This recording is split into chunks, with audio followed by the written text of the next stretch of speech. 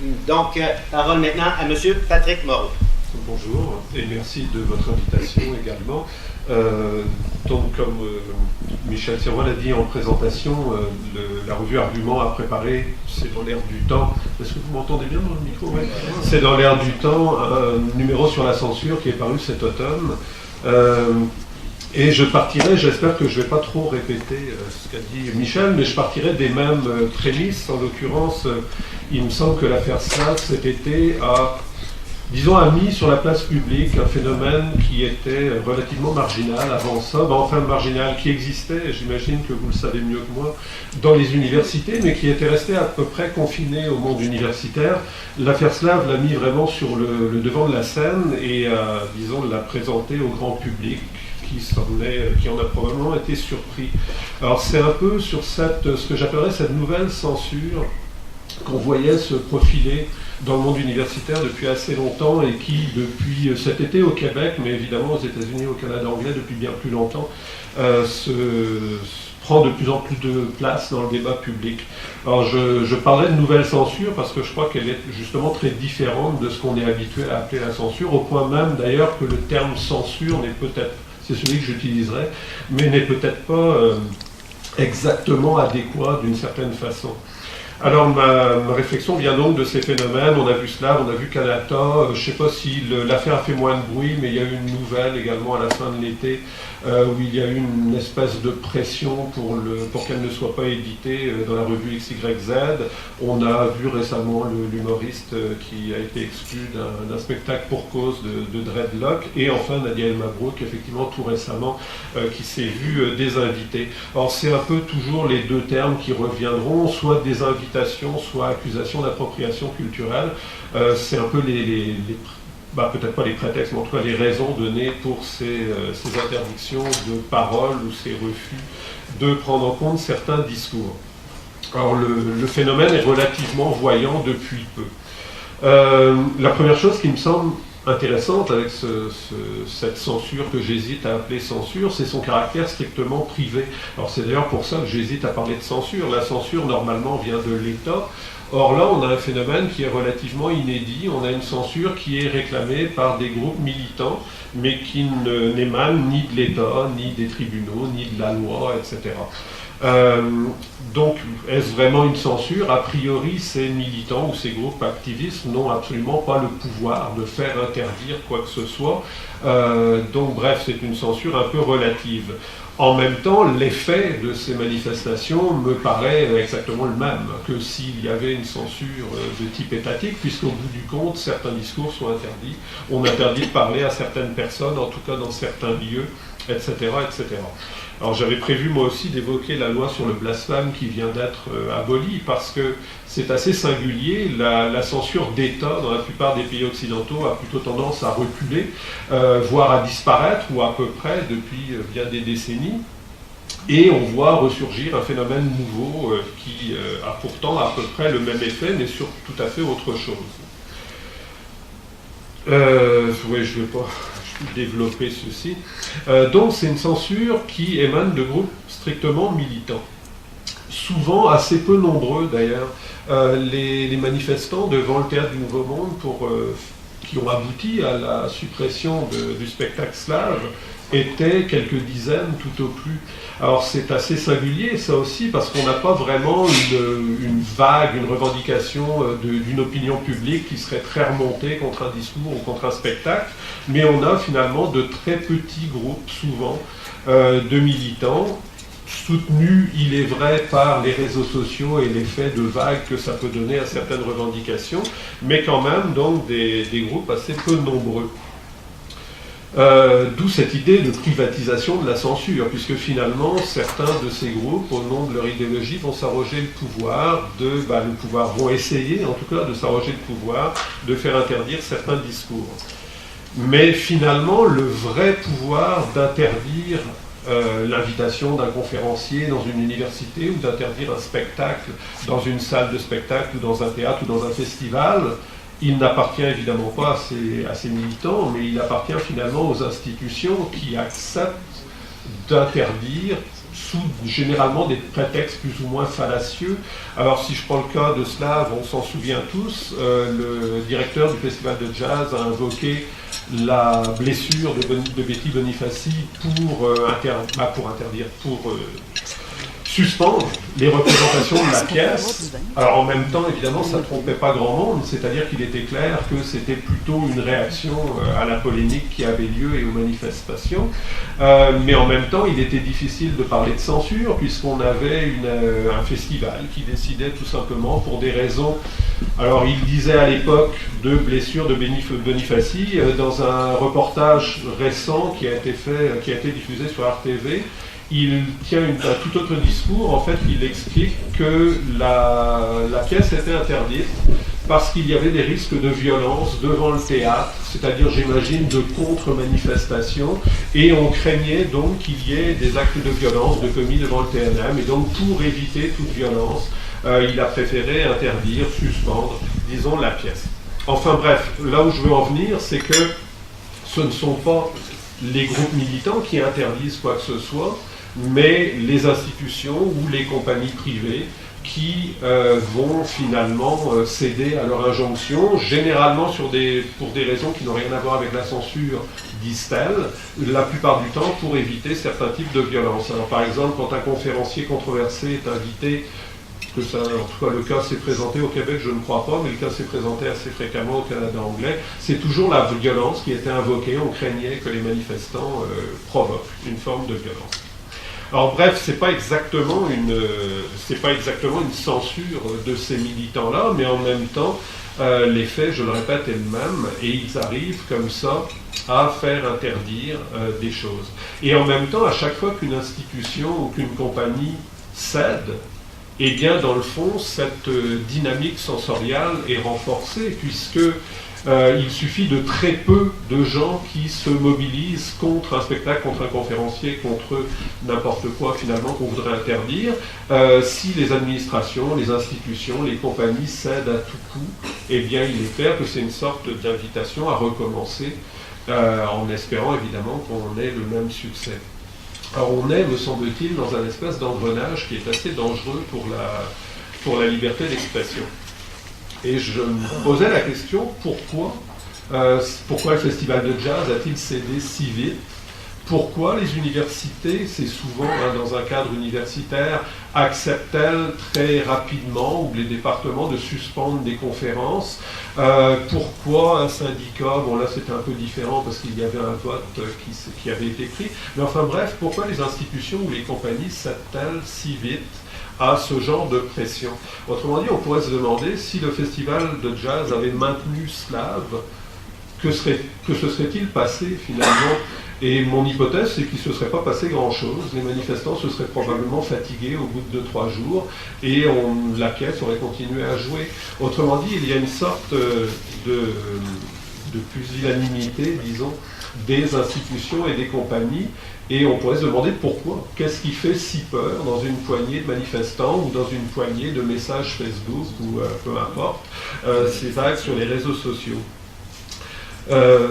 J'ai l'impression, c'est un peu une hypothèse que je lancerai, et à la limite je dirais que vous seriez mieux placé que moi pour y répondre, qu'il y a un contexte un peu de peur pour l'image de marque. Autrement dit, qu'on est dans un contexte, on pourrait dire, de concurrence, que ce soit les compagnies privées ou les établissements universitaires, ou d'ailleurs les collèges également, sont placés dans une situation de concurrence où on a l'impression qu'il faut à tout prix protéger une image de marque contre toute vague, contre toute accusation, aussi farfelue soit-elle, et que donc, d'une certaine manière, les administrateurs paniquent un peu dès qu'il y a une controverse, dès qu'il y a des accusations qui sont un peu toujours les mêmes, racisme, etc. Tout le monde panique un peu et on a l'impression que la seule solution, c'est de céder. Je ne sais pas, en vous disant ça, je pense à un petit épiphénomène lié aux réseaux sociaux il y a quelques années. Je ne sais pas si vous vous souvenez de cette publicité de l'université Laval qu'on avait accusé de ressembler fortement à une symbolique nazie. Autrement dit, un internaute avait confondu les alérions du blason de Monseigneur de Laval avec les aigles nazis, et tout ça s'était emballé sur les réseaux sociaux jusqu'à ce que l'Université Laval finalement sacrifie une publicité qui avait dû lui coûter fort cher pour satisfaire des internautes qui, a priori, ne savaient pas trop de quoi ils parlaient, il faudrait quand même le dire. Un alérion en symbolique, en héraldique, n'est pas un aigle, enfin bref, une aigle d'ailleurs. Bref, autrement dit, je crois que le contexte est un peu favorable à ces attaques qui jouent toujours sur le plan symbolique et qui visent le point faible des institutions actuelles, c'est-à-dire leur caractère finalement de quête de clientèle et donc leur attachement très fort à ne pas se trouver mêlé à quelques scandales que ce soit. C'est une première raison, c'est évidemment pas la seule. La deuxième raison du fait qu'on recule très vite, qui est aussi d'ailleurs le mobile d'une forme d'autocensure qui règne sur toutes ces questions-là, c'est évidemment que la censure a complètement changé. Entre l'interdiction des faits en soif et l'interdiction de Slav ou des différents cas qu'on a évoqués tout à l'heure, il y a un changement politique majeur, c'est quasiment un tremblement de terre, c'est-à-dire que la censure, Michel Servois l'a dit tout à l'heure, était traditionnellement, d'ailleurs toute censure était jusqu'à tout récemment autoritaire, on va dire conservatrice, ou en tout cas liée à l'État, liée aux autorités de l'État. Or là, on a une censure qui se revendique au contraire, non pas de la défense de la majorité, de ses normes, de ses principes, etc. Bref, comme la censure traditionnelle, la religion et les valeurs morales, mais on a au contraire une censure qui se revendique d'une certaine forme de marginalité, en fait, qui part d'un discours clairement victimaire, etc. Et il est clair que c'est beaucoup plus difficile, d'une certaine manière, sur le plan moral, de dire à des gens qui se présentent comme des victimes, de les contester, tout simplement, alors que c'est beaucoup plus glorieux et chevaleresque de s'attaquer à des autorités clairement constituées, l'Église, l'État, etc. Alors donc, tout le monde se retrouve un peu gêné face à ces tentatives sensoriales, c'est-à-dire qu'on a beau être contre, il est, et beaucoup de gens le sont, il est très très difficile finalement d'intervenir sur la place publique pour, par exemple, dire à ces gens, gardons l'exemple de Slav, dire vos revendications ne sont pas légitimes ou vos revendications ne sont pas une bonne raison pour interdire une pièce de théâtre, etc. ou tout simplement pour défendre la liberté d'expression. Donc cette victimisation, c'est évidemment le meilleur soutien de ces entreprises de censure. La deuxième chose qui les caractérise, qui me semble frappante, c'est qu'elles ne se fondent pas en raison, mais toujours sur des sentiments.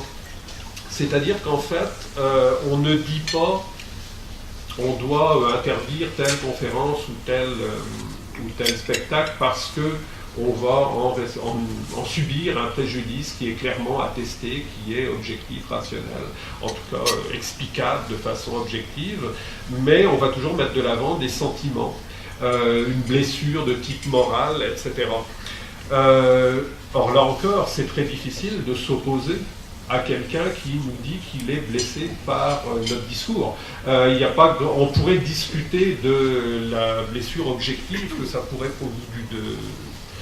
du problème objectif que ça pourrait provoquer, mais pour une blessure morale, c'est beaucoup plus difficile, d'autant plus qu'elle est liée évidemment à une forme de victimisation. La troisième chose qui me semble frappante dans cette nouvelle censure, et j'avoue que j'en ai eu un témoignage quand on a fait un lancement justement pour ce numéro d'arguments, c'est le dogmatisme absolument effrayant de ces gens qui réclament donc des interdictions pour des mobiles qui sont souvent un simple refus de discuter. Alors le fait de discuter simplement d'un thème, mettons le transgenrisme, serait en lui-même une attaque. Mais dans ce cas-là, qu'est-ce qu'on fait? Je veux dire, si on ne peut pas discuter et qu'on ne peut pas donc contre-argumenter, parce que le simple fait de contre-argumenter est vécu comme une attaque, ça pose un véritable problème et on est obligé à ce moment-là, effectivement, si on accepte en tout cas ce principe, de céder toute la place. Autrement dit, il y a une bonne conscience que je trouve absolument effarante. Je peux peut-être, je ne sais pas si j'ai le temps d'ailleurs, je n'ai pas regardé ma montre, mais je peux peut-être vous raconter une anecdote. Quand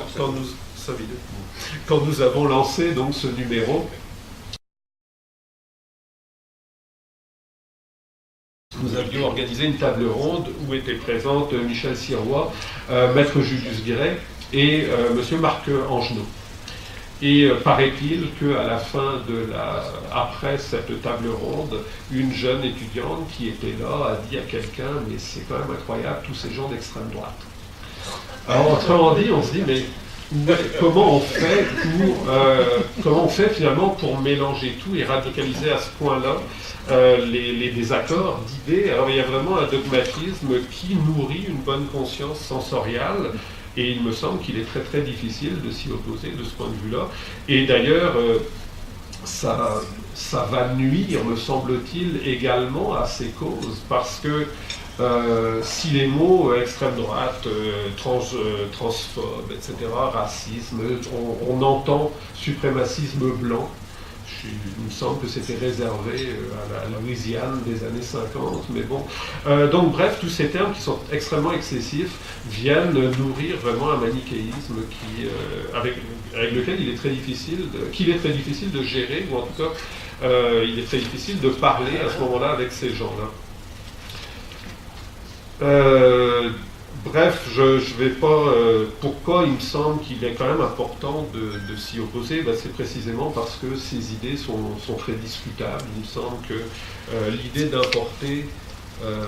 d'importer au Québec une espèce de dichotomie noir-blanc, comme si on était justement dans le sud des États-Unis, c'est vraiment pas le meilleur moyen de comprendre le racisme, ce qui existe ici, c'est pas le meilleur moyen de comprendre la société québécoise, etc., etc. Il me semble qu'il y a une espèce d'appropriation culturelle, sans jeu de mots, de luttes qui ne sont pas du tout d'ici, et d'ailleurs par des gens qui, même s'ils se revendiquent d'une espèce d'identité noire qui transcenderait les frontières, ne sont pas en fait des Noirs du sud des États-Unis et n'ont pas du tout le même vécu, etc. Mais bon, c'est surtout l'inadéquation entre ces discours et la réalité qui me paraît... On a l'impression d'être un peu dans un rêve, en fait. Je ne sais pas si je suis le seul à avoir l'impression des fois d'être dans un rêve en lisant certaines revendications, ou un cauchemar d'ailleurs. Mais bref, il y a une espèce d'inadéquation totale entre ces discours, certains de ces discours en tout cas, et la réalité. Je finirai très très brièvement. On m'avait suggéré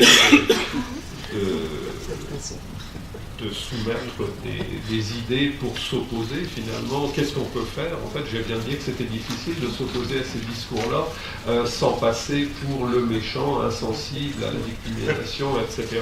Ce qui est vrai, et je veux dire c'est très vrai et très concret, il est effectivement délicat, difficile de s'opposer à tout ça. En même temps, je crois qu'il faut le faire de façon claire. Autrement dit, la première démarche me semble d'être de ne pas s'auto-censurer, même si c'est, me semble-t-il, de plus en plus difficile, particulièrement dans les milieux de l'enseignement, dans les universités j'imagine, mais dans les cégeps, ça commence à devenir un petit peu délicat sur certains sujets. Et dans les médias, je dirais encore plus, enfin en tout cas, on n'offre pas souvent la parole à des gens qui vont contester ces discours militants qu'on présente toujours un peu comme des évidences, alors qu'ils ne le sont pas, me semble-t-il. Donc, bref, ne pas céder à une forme d'autocensure. Et la deuxième, mais je pense que je suis peut-être un peu dans l'irréalisme, mais je crois qu'il faudrait aussi que, justement, les institutions, particulièrement les institutions publiques, acceptent concrètement de défendre une liberté d'expression. On a l'impression parfois que tous ces établissements, je pense aux universités, au cégep ou à des festivals subventionnés ou toutes sortes, des chaînes d'État, etc., de télévision, on a l'impression d'une espèce de... Excusez-moi, le terme est un peu méchant, mais d'une forme de capitulation finalement. Pourquoi? Même pas par conviction, mais plus pour ne pas faire de mal, pour qu'on ne parle pas trop de nous en mal, pour ne pas être associé en fait à des polémiques et à des controverses.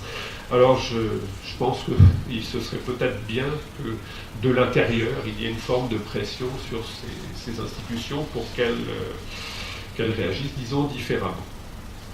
Merci beaucoup.